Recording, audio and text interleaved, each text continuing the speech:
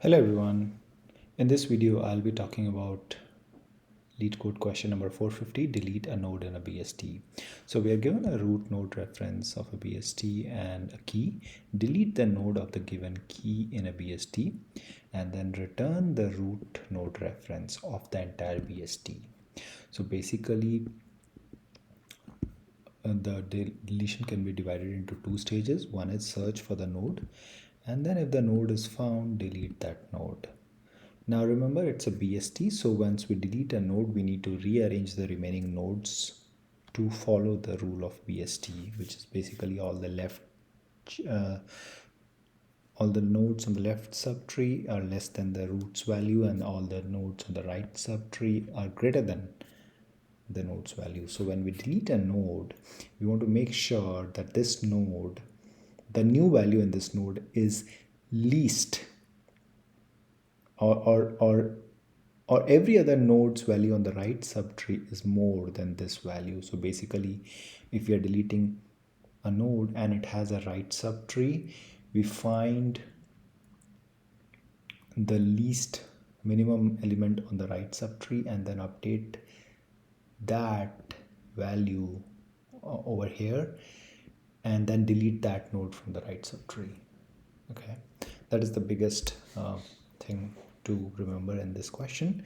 Second thing is, once we find a node, right, if it has only one subtree, right, only a left or a right subtree, in that case we can directly return that particular subtree. We don't have to do any computation, because if it only has a left subtree and not a right subtree, then we can return that left subtree.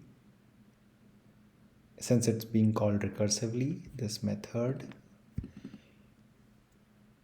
if we return the left subtree because that is the only subtree it has, then the caller will point directly to this node, and that way the node that you want to delete automatically gets dereferenced, right? Similarly, if it only has a right subtree, we do the same. We return the right subtree, right? Then other cases arise. If the key is less than the root, we navigate on the left part of the subtree. If the key is greater than the root's value, we navigate on the right part of the subtree, right? So let us proceed ahead with our basic implementation. So we say if root is equal to null, return null. Okay, if root dot left, if key is less than root dot left, we return, we don't return, we say root dot left is equal to delete node root dot left comma key, right? Else if key is greater than root dot right, root dot right is equal to delete node root dot right comma key. Okay, else root dot val is equal to key. That means we found node found. Okay, in that case we check if root dot right is equal to null, and then we say return root dot left. Okay, else if root dot left is equal to null, return root dot right. Okay, third case arises when we have both left subtree and right subtree. In that case, we find the minimum element on the right subtree, right? So there is a method minimum we need to write, which returns the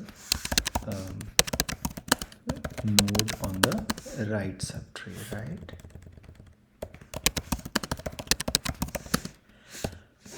Okay, so let us quickly write that method also.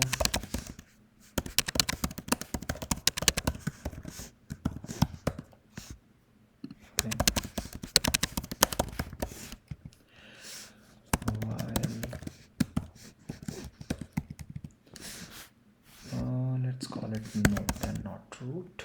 While node dot left is not equal to null, you keep moving to the left and you return the node. Okay. Now, once you found the minimum element, what we need to do is we say root dot val, we update the value with minimum node dot val. Okay, and then we say root dot right is equal to delete the node. Okay, move towards the right and minimum value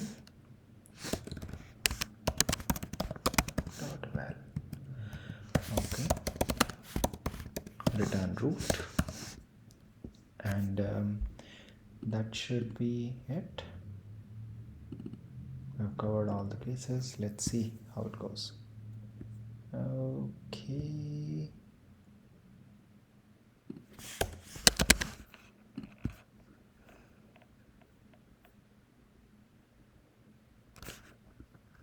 Bad operator. Which line number 30?